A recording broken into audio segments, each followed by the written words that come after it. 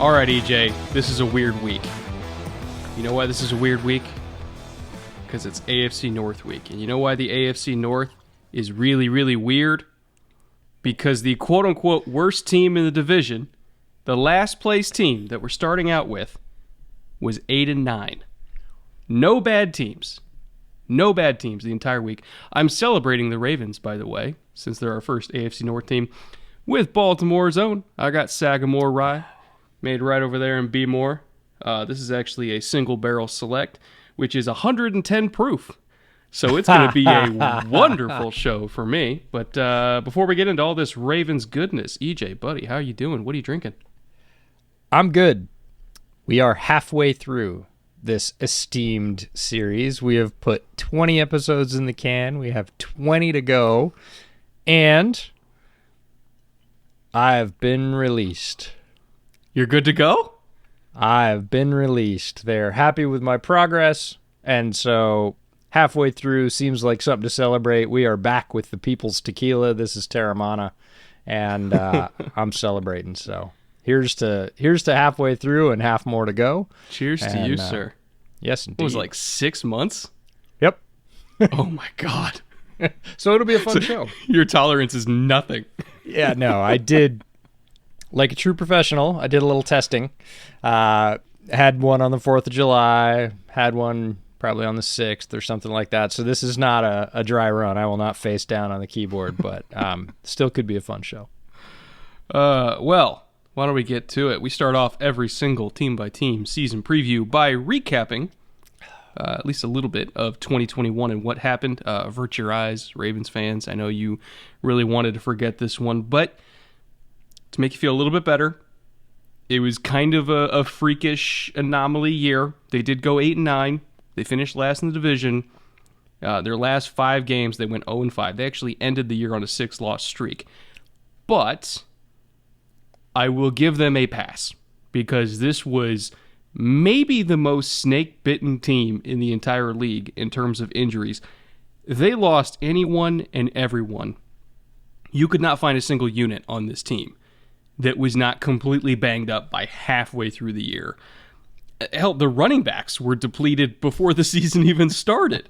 You know, they were running Latavius Murray and Devonta Freeman and all these, you know, super old, aging running backs out there because they had nobody else because their top 3 guys, if I recall correctly, all went down. So this was maybe the most injured team in the league, and their record reflected that. I think going into this year, assuming they stay healthy, much different story. And I mean much, much different story. I would not disagree on either point. Ravens injuries were pretty much the story not only of the team, but certainly the division and maybe even the conference. They just couldn't stay healthy. It absolutely affected their record, but when I started writing these up, we always start with the bottom team in the division. And I was like, Ravens? Oh, wait, okay. They were almost 500. 6-loss streak, and you and I were talking about this pre-show. I don't think Harbaugh's ever had a 5-loss streak, and he's been there, we're going to talk about, for a long time, decade and a half almost, give or take. And a 6-loss streak, I still would have said that was probably impossible if you'd asked me before the year. Even if we were doing floor and ceiling last year on this episode, I would have said, no, you could take everybody off. He'd take a bunch of practice squatters and he wouldn't lose 5 games in a row. And they lost 6, and that just shows you how deep the injury bug really cut them. So it's a very different team looking forward this year with all the firepower they have, and I think the outlook's a lot brighter. Since we do floor and ceiling every episode, last year was the floor for the franchise. Like, it doesn't get any more unfortunate than that. Like, they're not going any lower than that. Sorry, they're just not. I think that might have been the sub-basement. That felt below the floor, because every time you thought they were just injured enough, or, oh, they can't possibly sustain any more injuries, somebody else would be announced, and you're like, really? Let up already. That's how it felt by the end of the season. But they still had 8 wins, and a big reason for that is the power structure at B. Again, one of the most stable franchises in the league from top to bottom. good ownership, great front office, great coaching staff. Eric DaCosta, EVP and general manager. I mean, we're talking 26 years with the organization. He's been there since literally day one in 96 when they first started up. He has been there from the very beginning, worked his way up, was Ozzie Newsome's protege 2 decades ago. And he had offers. He had plenty of offers to go everywhere else. Every single franchise wanted Eric DaCosta. He kept saying no every single time, loved where he was at, knew that Ozzie was going to step down eventually. He had a GM job waiting for him with an organization he loved, didn't have to move his family, and it paid off for him because he's only been GM for 4 years, but year after year, continuously, building on Ozzie's legacy with the roster that he's built. He's had a hell of a run, and I don't think he's going anywhere anytime soon. John Harbaugh, same thing. Like you said, decade and a half-ish. He's in year 14 as head coach. Another one of these rock-solid coaches, Hall of Famer. At the absolute lowest, they're winning 8 games. It's very Mike Tomlin-ish, which I think actually they came in the same year, in 08, if I recall correctly. And he's just continuously, again, been one of the best head coaches in the league, one of these CEO types who doesn't call his own plays, but just handles the organizational and game management aspect of being a head coach. He doesn't distract himself by being a coordinator or a special teams coach or anything like that. He just handles being head coach, and I think that's part of the reason why he's been so good. And then at the coordinator level under him, assistant head coach and D-line coach Anthony Weaver, his second year. First, I think technically being assistant head coach and D-line coach. I think this is his first year with that particular designation. Did play defensive line for the Ravens and Texans back in the day, so he's a Ravens lifer. Offensive coordinator, Teflon Greg. Teflon Greg, 6th year with the organization, 4th year as offensive coordinator. I gotta say, there's a lot of Ravens fans that were surprised that he's back for another year, but here we are. Gonna try to make it work. We'll see what happens. Mike Mcdonald, another Ravens lifer. Year 1 at DC, technically, but he has been with the organization for a really long time. Started out in 2014 as a coaching intern, worked his way up to linebacker coach by 2020, left to go be the DC at Michigan for a year for John's brother Jim. Did a fantastic job there. They moved on from Wink because they wanted Mike Mcdonald. Again, Ravens lifer. Brought him in to be DC this year. He's going to do an absolutely killer job for them. And then Chris Horton, 9th year with the organization. I think you're sensing a theme at this point. All these guys have been around for a long time. 4th at special teams coordinator. As stable gets in the NFL, it's hard to find this kind of stability, but the Ravens do it, and that's why even at their lowest, they're winning 8 games every year. The stability shows they don't panic. They keep going. I almost wish in some ways, cough, cough, offensive system, that they panicked a little bit more. But they are going to hold the line. They believe strongly in their system. And it is a system. It is a whole system from DaCosta to Harbaugh to all the coaches he brings in to execute that system. They are drafting to fill a system, players of a certain role. They do adapt, but they know what they like, and they're not going to deviate from that. And every freaking year we do it. We sit around and go, man, they had another Ravens draft. Look at the Ravens draft. They got everybody. How do they get these guys? How does the league let these guys drop to the Ravens? And it's because the Ravens are incredibly patient, and they know what they want, and they're not going to reach for the hottest, shiniest, newest thing. They know a good player will come to them because they're confident in their scouting approach, and they are confident enough to wait. And a lot of teams aren't. And every year, because of it, they stack class on class on class of very quality draft picks because their system is tried and true, and they will hold the line. You know what I find incredibly ironic? This might be the team that uses wide receivers least in the NFL, and also might have one of the most accomplished wide receiver coaches. Look at T. Martin here anchoring the notable coaches. I kind of think, this is sounding weird to say, I kind of think as far as positional coaches go, might be a waste there. Not because he's not a great coach. They just don't really like using wide receivers, but they have one of the gurus of the position. Absolutely. In terms of notable coaches on the offensive side, we've got Mike Devlin starting off. We'll get to T in a minute. Mike Devlin's the assistant offensive line coach, 20 years of NFL coaching experience, and a former NFL player with the Bills and Cards. When your assistant offensive line coach has 20 years of coaching experience, that's the kind of depth we're talking about with the Ravens, and also one of the reasons that the Ravens have such a strong running game. T. Martin, wide receivers coach. He's a former University of Tennessee quarterback, NFL and CFL quarterback. But in college, this is what you're talking about. While he was in the college ranks, he had 4 or 5 stops in the college ranks. These are the wide receivers he coached: Randall Cobb, Juju Smith-Schuster, Nelson Aguilar, Marquis Lee, Velus Jones, Tyler Vaughns, Michael Pittman, Amon-Ra St. Brown, and Robert Woods. T. Martin coached all of those guys in college. In like a 7-year period, too. Yeah, that's unreal. All of those guys got drafted. Well, Tyler Vaughns didn't. That's okay. All of those guys ended up in the league. I should say that. That's an amazing amount of talent. Most of it at USC, if you're tracking that. Randall Cobb at Kentucky. Regardless, when you say it might be overkill to have him be a wide receivers coach for the Ravens because they usually feature 1 or 1.5 wide receivers, you might be right. I find it really fascinating how over the last decade or so, USC's been known as like one of the wide receiver U's of the college ranks because they're constantly pumping out guys alongside Ohio State, LSU, Bama. USC was obviously not quite the same as those other schools, but they weren't far off. They were top 5 in terms of wide receiver prospect output, I should say. And pretty much all of them were coached by T. Martin. Like, he's the reason why USC receivers broke the stigma. And if you remember, for a long time, USC was seen as like, you don't take wide receivers from USC because they almost never did well in the NFL. Like, very rarely did they ever work out.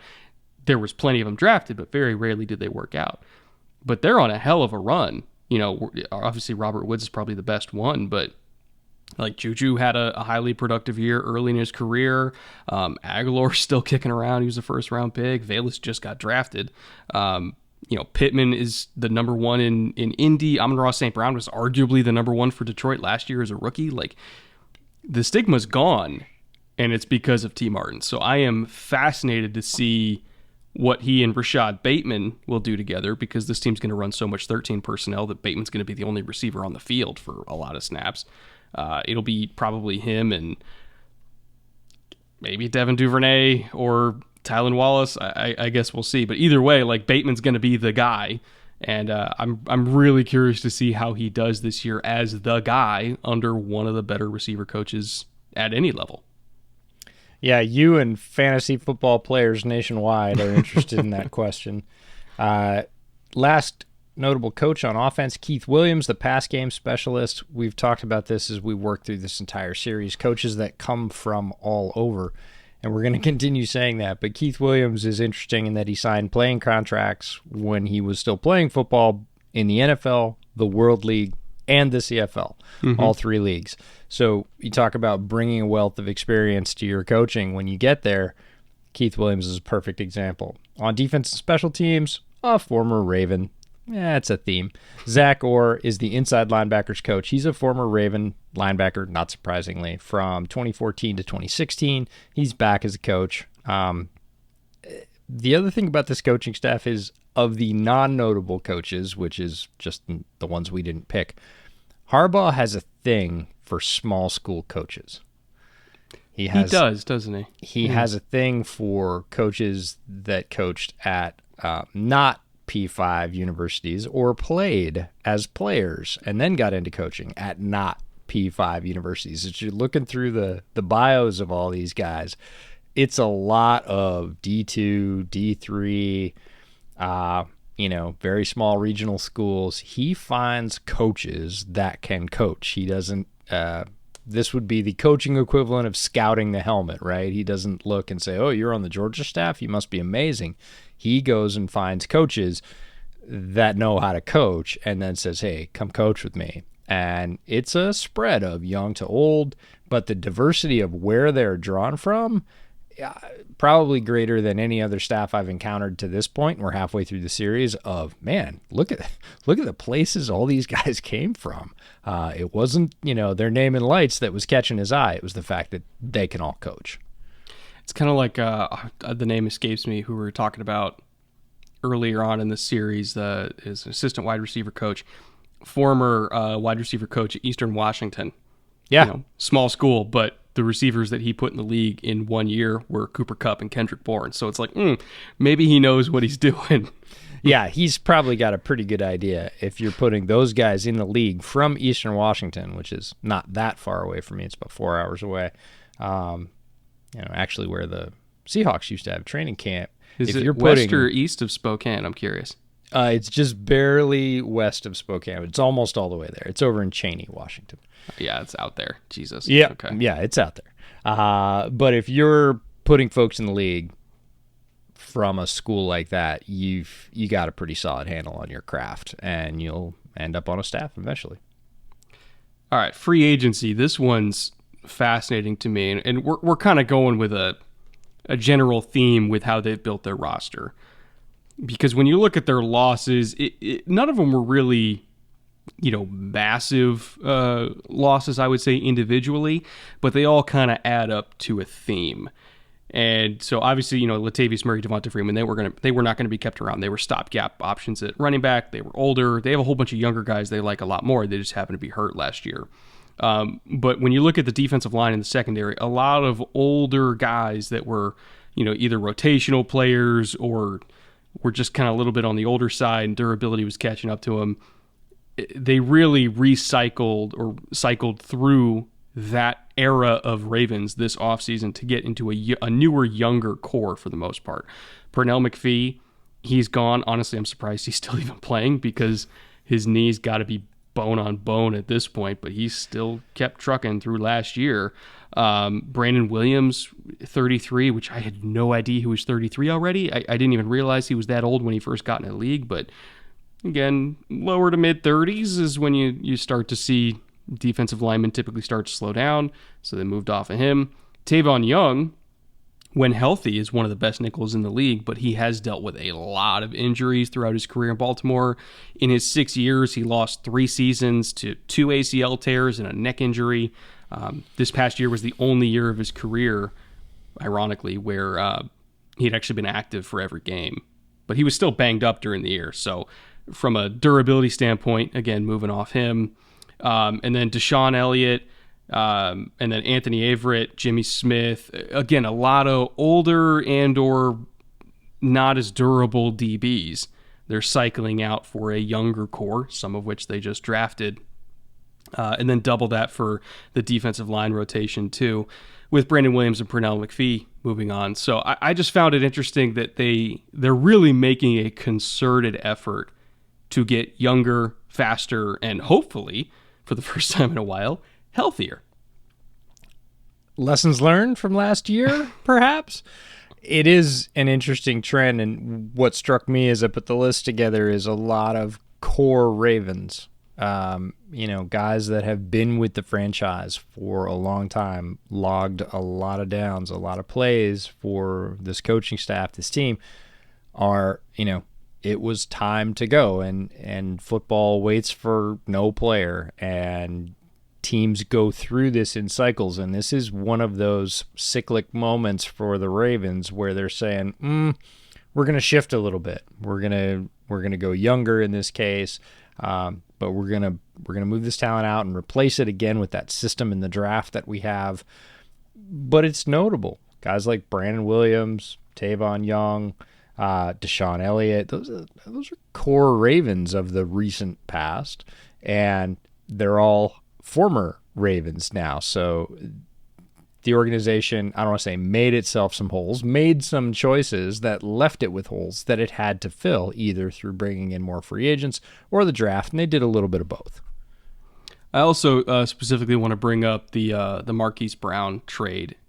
They got a first-round pick back for Marquis Brown, which in the current wide receiver market, with how much these guys are going for, I thought was phenomenal, because as reliable as he was to score, I kind of felt like getting that first round pick back, which they then they traded back again because the Bills traded up for Kyrie Elam, and they turned that into Tyler Linderbaum, which, considering they also lost Bradley Bozeman to the Panthers, and if we already have Rashad Bateman, and we don't really use two wide receivers to their maximum potential in this system anyway, because we love 12 and 13 personnel and 21 and 22 personnel so much, like there's a significant number of snaps where we only have one wide receiver on the field anyway. Why not just only have Rashad Bateman, cash in on the first round pick, get an even more talented center than Bradley Bozeman, and then lean into what we do well? Like, love it or not, Greg Roman's there, so you might as well draft to fit what Greg Roman likes to do, which is run the absolute fuck out of the ball, and then use the wide receivers when it's 3rd and 7 and they got to get bailed out of a jam. Like, that's what Rashad Bateman does. I thought getting a first back for Marquise Brown and letting him go be in a system in Arizona that's better for him anyway, I thought all sides actually benefited there, both Hollywood and Baltimore. I will always, always, always go back to Amari Cooper because 2 freaking days and the pick would have been very different. Amari Cooper for a 5th. It staggered me when it happened. And you look at just in a vacuum, Amari Cooper for a 5th, Marquise Brown for a 1st. And you're just like, okay. You're not wrong in terms of Marquise Brown gets to go to a more pass-happy system where he hopefully fits into the Cardinals' plans in a way that benefits him. I think he'll get more opportunities regardless. And the Ravens do the Ravens thing, right? They get a pick, they trade down, and oh yeah, Tyler Linderbaum's there. And everybody that knows the Ravens draft history goes, oh, of course he is. That's so Ravens, right? That's the deal. So yes, both teams eventually get better through that swap, but it is staggering to me that Eric DeCosta could pull a 1st for Hollywood. Given his production and the current market, I would have said a 2nd would have been amazing. A 3rd would have been fine. And he gets a 1st. So, use your leverage. Get your bag.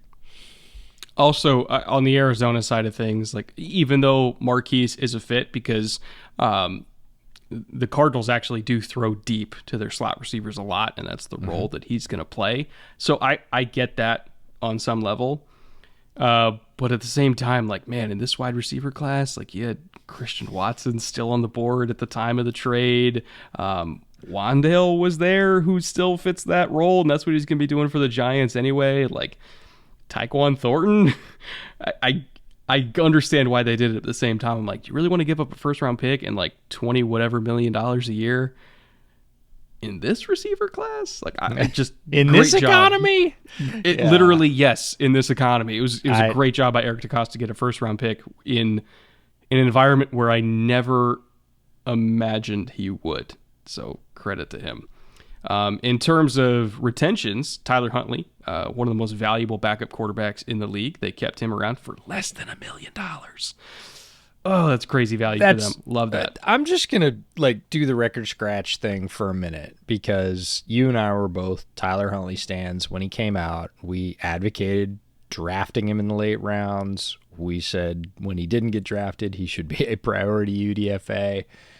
He goes to, again, perfect landing spot, playing behind a player who's very similar to him in style, has a couple of bumps, and then comes out and basically plays the lights out as a backup twice.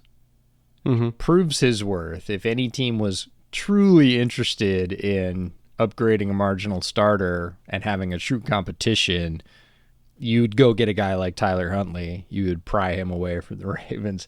They keep him for $895,000 as a backup in this league who can compete and win games. And those two things are not, they're not mutually exclusive. He can compete and win multiple games in the NFL as a backup, and they get him for less than $1 million. And it's those two things sort of don't add up in my head. He's really talented. He's young. He can win with his legs. He can win with his arm. He's proven it. And they got him for less than $1 million. And it does not compute. I think the only reason why I didn't mention it before because I wasn't exactly sure on the rules, but they did use an exclusive rights tender on him, which might be slotted there because he was UDFA, but if he was on the free agent market as a backup, he would cost 5 to 7 times more than that. Yeah. So, whatever. Works out for Baltimore. Good for them. Again. Patrick Ricard, they also brought back for a little under $4 million, fullback, tight end, H-back extraordinaire, however you want to label him. Yes. Kayvon Seymour, they brought back to add to that nickel/dime corner option. They have a whole bunch of guys that can play that role. He's one of them. Justin Houston, the ageless Justin Houston, brought back for less than $2.5 million for a rotational edge rusher that can still be productive at his age. Wonderful pickup for them. Calais Campbell, this was the big one. 36 years old, still got more gas in the tank. About $6.3 million on him for a rotational interior pass rusher / locker room leader with as much value as Calais has. One of my favorite players of this generation, by the way. Like, he is the 5-technique prospect that I compare all 5-technique prospects to. Like, when DeForest Buckner was coming out, I measured him up to Calais Campbell. I didn't measure him against anybody else. And he will continue to be the 5-technique that I judge all 5 techniques by. He is one of the greats of his generation. He was a great Cardinal, a great Jag, now a great Raven. And I so desperately hope that if Baltimore goes on a run here, they can get him a ring, because I really, really, really want him to get one before he retires. And it would help the general appreciation of fans who either caught the end of his career or didn't, in a few years, didn't watch him play. And people say, oh, man, Calais Campbell's great. And they'll be like, yeah, but he was like a Jaguar and a Card, Raven. He never won anything, because people say that about players that they don't go back and watch. And that would be a crying shame in Calais Campbell's case, because he is so and has been so dominant as a player for so long. If you talk to players, who's a tough assignment, or who was your toughest blocking assignment 3 and 4 years ago, his name was top 5 on everybody's list that faced him. He has been extremely dangerous. He reminds me of, I'm surprised that he's never played for the Saints in a certain way, if that makes any sense. Oh, he 100% fits their mold, yeah. He seems like a Saints defensive lineman that has a lower profile, maybe doesn't have the ring, but just goes out and destroys people. That's Calais Campbell. So I hope, like you do, that he gets that, because it will help elevate his profile. Now, in terms of third-party additions, this was where they dumped most of their money. Kyle Fuller, at only $2.5 million, I know that he's going to be a nickel for them, or we assume he's going to be a nickel for them. And I know he didn't have a Kyle Fuller type year that we're used to in Denver.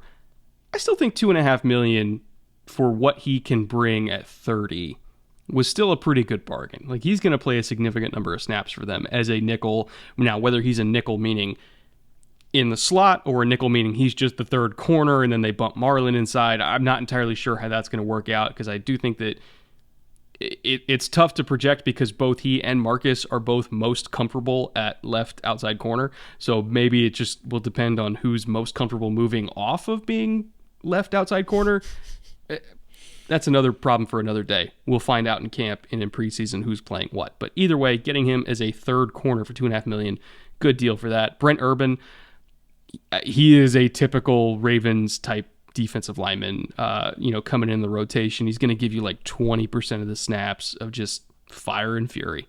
That's what he's going to do. And for 1.1, fantastic value for what he brings to the table.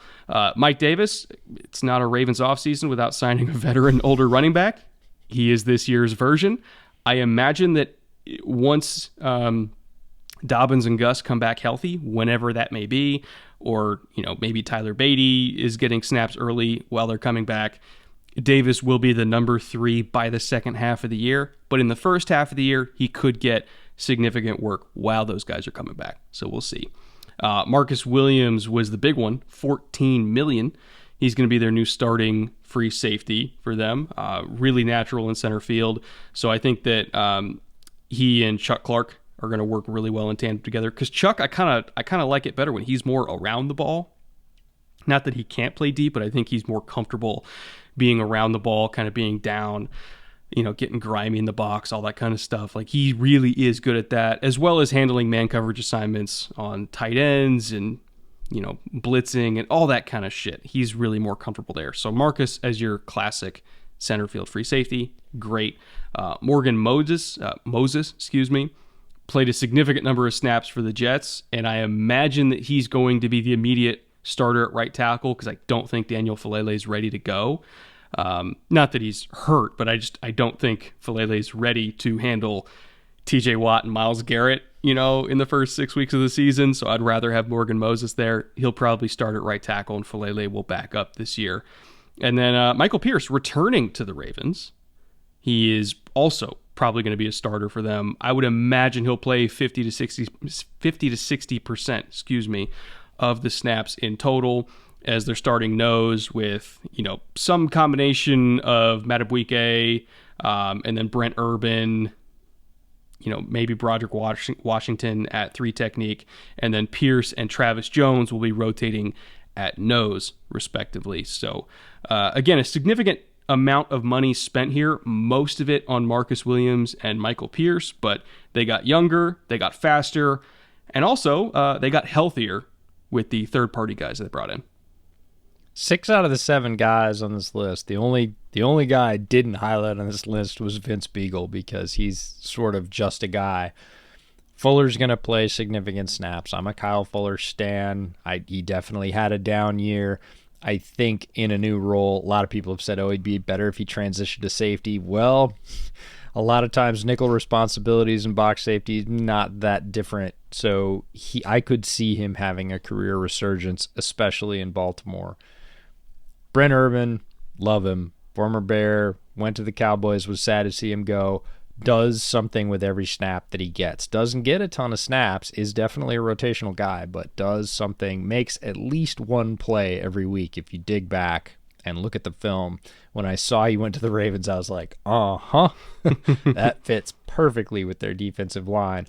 Mike Davis, you talked about. Morgan Moses, a starter. Marcus Williams, a starter. And Michael Pierce is probably going to be a starter, given, again, that they've moved Brandon Williams and their other interior defensive line prospects on. We talked about them in the losses section. Pierce played 20-something% of the snaps last year. I think he probably, like you said, plays closer to 40 or 50. Now, does Travis Jones eat his lunch by midseason? Probably. We're going to talk about that when we get to the draft because Travis Jones is incredibly talented, but Pierce is a guy that is familiar with the system, will plug in, like you said, week 1, week 2, no rookie jitters, play. My guess is about half of the schedule before maybe getting overtaken by a very talented rookie. Speaking of those rookies, by the way, looking at their draft class, 2022 Ravens, most of them not going to play most of the snaps. 2024 Baltimore Ravens, these dudes are going to fucking murder people. Like, this class from top to bottom in 3 years, especially some of the ones that are coming back from injury, good Lord, this class is going to be crazy. It's unreal draft class. And we talked about this at the top with Eric DaCosta. And one of the reasons I say unreal is I don't know that I've ever seen this before. And we talked about this. We had an episode we put out right before the draft. Unfortunately, because of some publishing hangups, it came out right before the draft. But it was called Draft Controllers. And it was about teams that would control different parts of the draft. Really, we were focusing on the first round, teams that had multiple picks, and there were multiple teams that had multiple picks in the first round. So who's really going to shape that top of the draft narrative? But we dropped a reference to the Ravens in there because it's 6 fourth-round picks. Mm-hmm. Like 6 picks in a fairly high round of the draft. Between pick 110 and 141. So in 31 picks, they picked 6 times. One out of every 5 players. Yep. Don't know that I've ever seen that. And in a draft like the one this year, which there hasn't ever been, it's the largest draft class in a very long time. There was a ton of talent there. We'll go through all of them, but I just highlighted all of them because I was like, 6 picks in the 4th round. And a lot of talent, a lot of players that are going to play significant roles for the Ravens based on the offense and the defense that we've talked about so far. So we'll start at the top because they also had 2 first-round picks. Round 1, pick 14, Kyle Hamilton, the safety out of Notre Dame. This is their Deshaun Elliott replacement, if you want to look at it that way. That's probably his best and first role. He was really good at that at Notre Dame, just detonating guys in the box.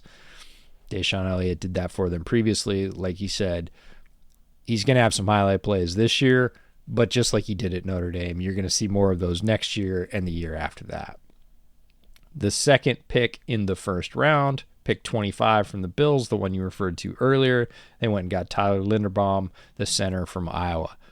Probably going to be a long-term starter for them at the hub, and I'd be more surprised if he wasn't. Let's just put it that way. So lots of pre-draft ink on Tyler Linderbaum. You can go back and check all that out if you're not familiar with him. In round 2, pick 45, they take a chance on David Ojabo, the edge outside linebacker from Michigan. Now, they had a lot of beta on him because Coach Mcdonald is their DC, was his DC at Michigan last year. They know who he is as a player, how he practices, all that. Unfortunate injury at his pro day. Bad one. It's going to take him a while to come back, but one of the most explosive edge prospects in this class. Played on the opposite end from Hutchinson and was just as effective in different ways. So, like you said, this year, pretty limited impact. If he makes it back on the field, it'll be impressive. It'll be a bonus. Next year, he's going to be in the mix to be in that starting rotation for them. So, again, the Ravens have, I don't want to say it's a luxury, it's a gift to their future selves, right? They continue to stack the roster so that they're not just filling the immediate hole with a free agency loss. They're looking at, hey, when this guy gets too expensive, who's going to be filling his role?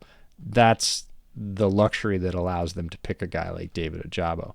Round 3, pick 76, way later than I thought. Travis Jones, the defensive tackle from Uconn. Beast. Absolute beast. Yep. If you want to see who he is, go look at his Clemson film from last year. Uconn versus Clemson. He tossed them aside like ragdolls regularly. It was ugly if you were a Clemson fan, awesome if you're a Uconn fan, and if you're a Ravens fan, you're going to appreciate Travis Jones. That's why I said he's probably going to be eating somebody's lunch by midseason. Not because that guy's a bad player, but because Travis Jones is wickedly talented and also flexible. He, in the Ravens mold, can go anywhere from 0 all the way out. If you wanted to, you could play him at 5, but certainly 4i. So, sure, why not? Just because he's that kind of quick and agile at his size, which is significant. Now we get to that, what do you want to call it? Double stuff 4th round? Quadruple sextuple stuff 4th round? They start off with pick 110, Daniel Falele, offensive tackle from Minnesota. Huge prospect with better feet than you'd think, who can sit behind Morgan Moses, which is ideal. If he was thrown into the fire on week 1, it probably wouldn't be pretty. Again, not the impact for this year, impact for years down the road.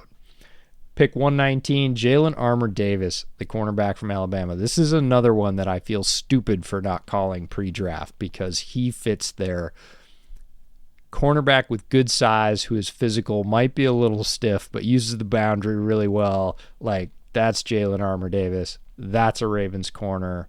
Perfect system fit. Pick 128, Charlie Kohler, the tight end from Iowa State. This is going to be their, I'm not going to call him wide receiver because he's officially a tight end. This is going to be their receiver 3 or receiver 4. Oh, immediately. He's their big slot. They're going to play Bateman, and they've already got Andrews, and they're going to, we talked about, well, who might be the other wide receivers for the Ravens, right? Like, Dev Duve is going to get some play there, but he's still going to be playing special teams. James Crochet as a slot receiver I really like, but like you said, he's their small slot. He's their quick slot. He's their route slot. When you need to bring in a 3rd or 4th wide receiver, that guy's going to be Charlie Kohler because that's what he does. He's really tall. He's very good at finding space, turn his numbers back to the quarterback. Lamar's going to love him for that, and very quickly he's going to become that reliable 3rd/4th receiving option. I'm not going to call him wide receiver 3. He's just receiving option 3 or 4. Here's my guy. Finally, I get to talk about my guy. You've been talking about your punt gods for the entire first half of the series. Pick 130 from the Bills. They go Jordan Stout, the punter from Penn State. Punter I thought was the best punter in this draft, which turned out to be punter nirvana, I guess. There's so many punters picked this year. Jordan Stout, the Ravens moved on from both specialists and, got the best punter who is a weapon. We'll see that play out over time. Still in the 4th round, pick 139, Isaiah Likely, the tight end from Coastal Carolina, a smaller version of Charlie Kohler, so the more move-oriented. Not a great blocker unless he is the lead on wide zone. Mm-hmm. There is one block he can make, and that is it, and he annihilates guys on that block. Other than that, any kind of stand-in, pass protection, sort of static, nope, not going to push people off the ball in the run game. But if he is the lead on any kind of orbit motion, sweep, wide zone, like he knows how to find a guy in space and level him. So I'm sure they'll use him there. And then last pick in the 4th round for them, 141, Demarion Williams, the cornerback from Houston, the other corner, across from Marcus Jones, who was the bigger of the two. Caught my eye during scouting Marcus Jones as a very reliable, and I would have said mid-round corner option. Ravens agreed, pick him up in the 4th. They have one more pick in the 6th, and of course, because they're the Ravens, they make it count. Pick 196, Tyler Beatty, the running back from Missouri, who I called the best outside zone running threat in this draft because Missouri runs a ton of outside zone, and Tyler Beatty is a maestro at that system. He has some magical runs. Yes, they did a great job of blocking because the rest of the offense understands that system, but his ability to push to the outside, have just enough patience, cut at the right time, and burst up through that hole. Again, we said, San Francisco or turns out Miami would be ideal places. If the Ravens are going to run outside zone, Tyler Beatty is an ideal weapon from this draft to do that. And they pick him up in the 6th, right at the end of the draft. The thing that stuck out to me as I was watching this draft unfold, because I remember when the Hollywood trade first happened, we're like, they're already kind of thin at receiver. Like, what's going on here? And then they started taking tight end after tight end after tight end. We're like, oh, they don't give a shit. They don't care. They don't care. Tight ends are their wide receivers. But looking at the draft as a whole with who they took, Tyler Linderbaum. Okay, great zone center prospect. Like, if we were saying the whole time, like, stick him in an outside zone system where he's reach blocking guys, or if he's uncovered, he can do the little jam on the scoop block and then get up to the 2nd level and still hit his landmarks on a Mike linebacker that's in like a 0-0, which is a really, really, really, really hard block to do, but he can do it. Daniel Falele didn't really fit his own system, but if he's just like kicking out on the lead where that it's just gonna be a cutback anyway, like, yeah, who cares? That's fine, that works. Like you mentioned, Tyler Beatty, really smooth, exceptionally good kind of slashing back in an outside zone system. And then all the tight ends they took with Kohler and Likely, like the one thing, as you mentioned, Likely can do, like if you're getting him on the move in like an H-back type role, which is stuff that Patrick Ricard already does for them, but Likely is a more explosive receiving threat than Ricard is. But what Likely can do is just get moving at the snap and then put all 240 pounds into that kick out on the lead on outside zone and try to spring that lane front side. He can do that. Now, Kohler, he's not going to block for shit. But when you look at him athletically, like it's like a 9.76 RAS, 6'6.5", 35.5 inch vert, 4'6" in the 40, sub 7.3 cone. Like, he is really, really fluid and really, really tall. So he is straight up the other tight end in 13 personnel that either he's going to be kind of sliding underneath as that receiving threat on the backside on the play action off of wide zone where you're rolling Lamar out, or you can go into 13 and then go empty, which they're going to match up with base anyway, and all of a sudden you got a linebacker on Charlie Kohler in the slot, and then it's just easy money. Like, he's not there to block. He's there to be the receiving threat off of those wide zone looks. Now, from a macro perspective, one of the things that Roman's been frustrated or been criticized for, and one of the things I've been frustrated with him, is he's not really doing a lot of, even though they have a great run game, he's not doing a lot of the run concepts that I think will then help Lamar be a more effective passer. They don't really use him on rollouts. They don't really bootleg him a lot. They don't really get him in space. Like when he runs off a play action, it's because they're doing like straight up, like either inside zone or, gap scheme stuff where it's like more of a straight kind of handoff where he's inside the tackle box and then he'll kind of have to wiggle and escape and everything like that. I would rather they lean into the outside zone stuff more and then boot off of it so that he's already running. He's already out in space. And at that point, linebackers are going to be scared to death and they're going to have to come up and try to tackle him and leave windows behind for Kohler and Likely and Andrews and all these tight ends because you can't just stay in coverage all day or Lamar's going to get 20 yards anyway. So I really am encouraged by what I saw in this draft class because to me, it signals what I hope is more acceptance of a lot of the run games that are working in the league, which is, embracing inside zone, embracing outside zone, embracing a lot of the motion at the snap, bootlegs, all that kind of stuff. And you don't have to lean entirely into it. Like not even Kyle Shanahan does. Shanahan uses a wide variety of runs in his system. McVay uses a wide variety of runs in his system. But they still use the outside zone stuff and boot off of it because it's good. Like it works. It's worked for 40 years. I would like to see the Ravens do more of that. And looking at their draft, I kind of think they will because they're building for it. I'll bet you $1 right now that hopefully it's in the red zone, but it doesn't have to be in the red zone, that we will see Kohler lined up on the backside of an outside zone and he will chip block and slip. Oh, yeah. Has to. Like, I want to see that so badly because they're going to, whoever is lined up across from him, if their DC's worth their medal, they're going to be like, ooh, when you get Kohler, tear him up on one-on-one blocks because he is nothing as a static blocker. He is really, really poor at that. And they're gonna pin their ears back. They're like, I'm gonna get him. I'm gonna backside this thing. I'm gonna go right through him. And Kohler's gonna chip him and slip sideways. And Lamar's gonna boot, dodge that rusher. And there's gonna be 6'6" Charlie Kohler standing out there waiting for it. And I'll bet you $1 that we're gonna see that. I would love to see it in the red zone because it'll be a touchdown. But it will happen at some point this season, and we're going to say, go back to our preview episode. We called that one because it's coming. And one of the only tight ends that I would even trust to man him up, the Ravens just drafted him because he's 6'4", and there's not a whole lot of 6'4", safeties in the league. Like there's more that come out every single year, but it's still not exactly a common thing to have like a dedicated tight end eraser, in the mold of like a J-Ron Curse. Like there's not a whole lot of J-Ron Curses. Kyle Hamilton, for the Ravens at least, that's what I theorize he's going to be. He's going to be the third safety, the nickel safety, the dime safety. Anytime they're doing a 3 safety nickel or a 3 safety dime, he's always going to be the one that's down low.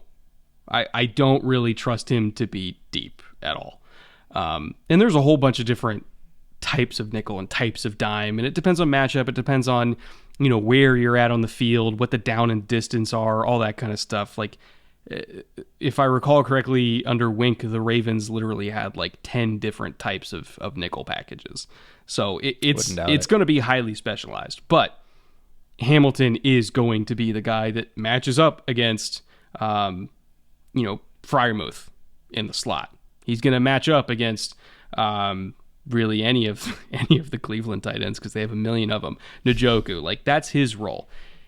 If they're in quarters and he's got to carry number 2 vertical and number 2 is a wide receiver, like you're kind of fucked. Not going to lie, but I don't really think they're going to make him do that. I really don't. I think they're going to put him into position to succeed, which is go be an ass kicker down low, take away tight ends in man, blitz really well, play the run really well. be that kind of hybrid safety linebacker type. And he's going to be really, really good at that. Ojabo, like you said, super explosive, very fluid, might not play much, if at all, as a rookie, and that's okay. They don't need him to. They really don't. 2023 is going to be Ojabo's year. And then Travis Jones, I kind of want to see him and Pierce on the field together, because how are you going to run on that? You're not.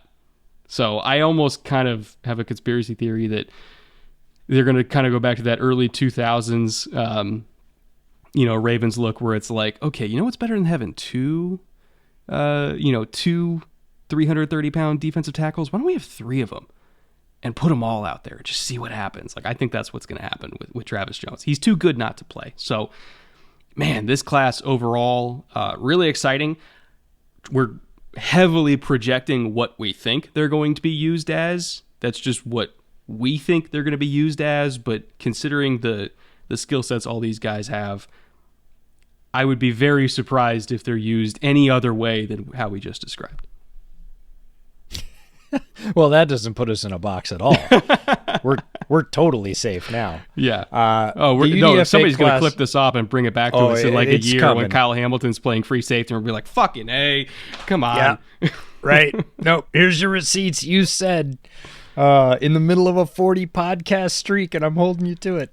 That's all right. The UDFA class, I think DaCosta and his staff fall somewhere in the middle with UDFAs. Pretty comfortable with their approach. They definitely bring in a decent amount of them. They tend to, almost like their coaching candidates, go for some smaller school prospects that a lot of times are local, that their scouts have seen. But they're not afraid of bringing in folks from bigger schools as well. They brought in quite a few. We're going to highlight 5 or 6. Anthony Brown, the quarterback from Oregon, is the first one, again, because he fits right in that mold of Lamar and Tyler Huntley, and Anthony Brown has a lot of similar skills. It has no pressure to play whatsoever right away. They're bringing him in to see, hey, does this work? Can we have another one of these that we can stash on the practice squad that nobody else was interested in drafting? Slade Bolden, the slot wide receiver from Alabama, kind of Hunter Renfrow type, but light, not Walmart not Hunter Renfro's. Renfrow. Yeah, not the same neighborhood necessarily, but similar skills, just on a lower level. One of my favorite players in this draft, thought he might get drafted, really hoped he would. Mekhi Polk, the wide receiver from Mississippi State, big guy, 6'3", 195. Wildly productive, and I know everybody's going to say, oh, Mississippi State's an air raid, of course he's going to get... Wasn't all that kind of production, and it was against all of your favorite DBs in the SEC. He had good days against many highly drafted DBs. Didn't get drafted for one reason or another. Ends up, again, the Ravens being coached by T. Higgins, like every opportunity to succeed. Still on the roster. Emeka Emezi didn't stick on the roster, but was also a guy that I really appreciated from North Carolina State. I even turned you to his cause late before the draft. Super fun. Love great him. player. Something going on with him. I think it's probably the injury history. He didn't stick on the roster, but I'll mention him anyways. Bridarius Ham, I didn't highlight. Offensive tackle from Auburn. Again, just them bringing in big bodies to see what they could do on the offensive line. And then they bring in a pair of edges that we were interested in terms of Jeremiah Moon, the edge from Florida, who we kept mistaking for other people when we were watching his tape. Unrefined, but at an athletic specimen at edge, and you gamble on those. UDFA, bring him in, see if there's anything. If anybody can turn him into something, it's the Ravens. A guy that I spotted at UTSA when I was looking at a particular corner prospect, and our buddy Brad Spielberger, who works for PFF, is kind of my keep me honest board throughout the draft. And he drops me little tidbits, and I drop him draft tidbits. And I sent him Charles Wiley after scouting late one night and said, I bet this guy ends up in a camp. Like, he has some flashes. He's not probably going to get drafted, but I think if he ends up in a town, a talented defensive line coaching staff, he could become something. There's something here. So Charles Wiley, of course, ends up in the Ravens camp. And then Zacoby McClain, the linebacker from Auburn, just a freaking hammer between the tackles. Just a flat-out old-school SEC hitter. Not at all surprised he ended up in Baltimore. And another guy like that, Diego Fagot, the linebacker from Navy, who we saw at the Shrine Bowl. Old school, hardcore, downhill, Do you remember fill the who gap. it was that he hit at Shrine where he detonated some kid? No, he didn't. And that was the nicest thing about that. I actually have that play on my phone. I posted it on Twitter. It was during the game, and it was Brock Purdy. It was Charlie Kohler's quarterback from Iowa State, and he gave a little handoff, similar play to the one we were talking about earlier that we'd like to see the Ravens do more of. Little handoff, which was fake left. Everybody flowed left. He looked to the center of the field and took off running right, and Diego Fagot was waiting for him and could have decapitated him. He was in perfect position to literally remove his head from his body, but it's an all-star game, and he sort of gently popped him with his shoulder pads and laid him down after Purdy's eyes got about the gently. size. Well, he compared to what he could have done, he could have broken bones. Literally, Purdy was running to him blind and turned his head and saw Diego Fagot, who is a good-sized linebacker, about 240, looking right at him going, man, what are you doing? Like, you should have looked earlier. And he put him down, but he could have killed him. Yeah. I think the two that I'm most excited for here are Slade Bolden, just because I think he has an opportunity to at least make the team. He will have to compete with a whole bunch of other slot types, Duvernay, Crochet. But other than that, I mean, if they carry 5, which I'm assuming they're going to carry 5, like even the Ravens will carry 5, they just won't use them all. He's got a decent shot. He is really, really nifty as a slot receiver. Not fast at all. Like, he's not nearly Kyle Phillips, who's like legitimately fast and is also a slot receiver. So he's not there, but I think he's worthy of a roster spot just because he's nifty, he's smart, he's tough, he's all that classic, gritty white slot receiver shit. He definitely fits that mold. Jeremiah Moon is another one I'm really, really fascinated by. Long, lanky, strong, not super fluid, not super bendy, but I've never really considered the Ravens to care a whole lot about that. They tend to care more about length and power and effort and all that kind of stuff. Like, the Pernell McPhees of the world. Like, if we're looking for a young guy to replace what Pernell McPhee brought to the table, Jeremiah Moon is somebody that I think could stick in that mold. So at least 2 or 3 guys are probably going to make the roster. As far as which ones, it's tough to say, but I would put, if I was going to bet on UDFA's making the Ravens, as degenerate as that sounds, if I was going to bet on him, it would be Bolden and Moon for sure. I'm putting money on Polk. I can't get off the wagon now. I probably 3.5 months before the draft, right after Shrine Bowl, I was like, why are people not talking about Makai Polk? And if you were looking at him at that time, his consensus draft position was about 370. There's only 265, 270 picks in the draft. So he was like 100 picks into UDFA. And by the time the draft came around, he was at like 155. And he didn't get drafted. So there was a sort of huge surge of people finding his tape late and going, wait, we got a 6'3 receiver from the SEC that was the number 1 target on his team and crushed a bunch of really good corners? Like, why are people talking about him? So I got a ride or die with Makai Polk. Team floor, team ceiling. Last segment of the show. This is floor and wins and ceiling and wins. As I alluded to at the top of the show, their floor was last year. Everything that could have gone wrong went wrong. They bottomed out, and they still won 8 games. So I'm going to go with 8 wins as their floor because they're better on paper this year, and I can't imagine that their circumstances will be worse than last year. So give me 8 as the absolute floor. But because of the state of the AFC and how absolutely bananas that conference is, their ceiling isn't that far off. I have it at 11, and that's no slight to them. But the AFC North is incredibly tough. The AFC East is incredibly tough. The AFC West is incredibly tough. The AFC South has at least one team that's incredibly tough, maybe two. We think two. There's really no easy wins in this conference at all. And also they're playing against a pretty tough NFC East team, or not NFC East. Or actually, no, I think it is NFC East, if I recall correctly. But either way, they're playing against some teams in the NFC that aren't going to be slouches, at least two of them. So I can't see them winning more than 11, just because at minimum the conference in the AFC itself is just too tough for me to think that they're going to climb above 11. Yeah, my floor matches yours at 8. I have trouble believing that things could go wronger than last year in terms of what happened to them.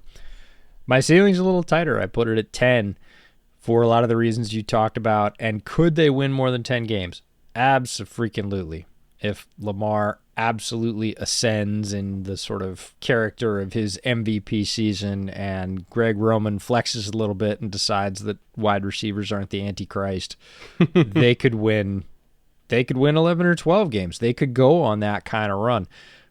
But if I'm looking at what's likely to happen, given the strength of the conference, given the fact they're going to have to grind out wins, given the fact that they have not been as explosive in a traditional sense offensively, I'm going to say double-digit wins in a 17-game season would be really solid. They would be in the playoffs. They'd still be a team that nobody wants to play late in the year if they're playing well. So I'm going to say 10 as the ceiling and 8 as the floor. Even worse, they don't play the East. They play the NFC South. They got to go through Tampa and New Orleans, both on the road. They ain't winning more than 11. And that's nothing against them. They're just it's like looking at their schedule in order. Like at the Jets, fine, I'll give that to them. Then you're hosting the Dolphins, who just waxed the shit out of them last year. Then you're on the road to the Patriots, not an easy game. You're hosting the Bills, definitely not an easy game. Then you got the Bengals, the Giants, I'll give them.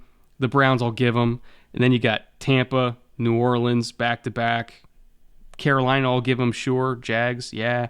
But then you got Denver, you got Steelers, you got Browns, you got Falcons, Steelers again, and then you finish on the Bengals. That's tough. It's just tough. They're a really good team. They're going to make the playoffs. I'd be willing to bet a enormously irresponsible chunk of money they're going to make the playoffs, which is kind of what matters. But in terms of pegging them for the first seed and, getting to that 12, 13 win territory you're going to need for the 1 seed, I don't know. It's a little rich for my blood. It's just it's a tough schedule. Yeah, it's going to be a difficult road for them. They're a talented team, talented coaching staff, going to do well. That's why I was comfortable with a pretty small window between 10 and 8, because they're going to be quality, but they're going to have a bunch of breaks go their way instead of against them, like they did last year, to get anywhere past 10, 11 into that rarefied air. And it's just going to require a lot of things lining up. Happens sometimes, but if we're looking at likely outcomes, maybe not as much.